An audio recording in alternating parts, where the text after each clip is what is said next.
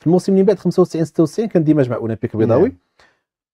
عاوتاني ليفيكتيف كبر بعد ما تقلص ل 22 لاعب. كبر ليفيكتيف، جاو اللاعبين الاولمبيك، اللاعبين الرجاء اللي ديجا كاينين، مشى اللي مشى، بقى اللي بقى. في الجهه اليسرى شكون اللي كان الخلفي؟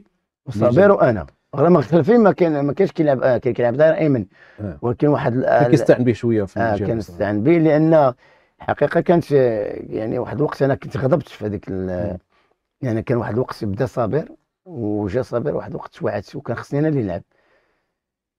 من ما لعبتش بحال تقلقت، رغم ان ذاك الفريق كان يعني ذاك الوقت كان هذا كيلبسوا غير اربعه والحارس ما كانوش كيلبسوا. فريق فيه واحد تقريبا واحد 30 لاعب في المستوى الكبير، مستودعته ما كانش كيلعب.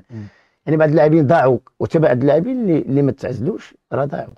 يعني اللعابه اولمبيك اللي كانوا كيطيروا، ولكن في الرجاء بحال بوروين بحال ما بقاوش بلاصه من عندنا ومن عندهم. راه منهم بزاف اللاعبين في الرجاء حتى هما اللي مشاو اختاروا ديك التشكيله. راه اللاعبين ضاعوا من فريق الاولمبيك، وفريق ضاع كانوا ضاعوا لاعبين. يعني بحال ولا فريق محترف على مستوى. بحال دابا كتشوف شي فرقه مثلا هذا من ولا الاحتراف كتجيب 12 لاعب.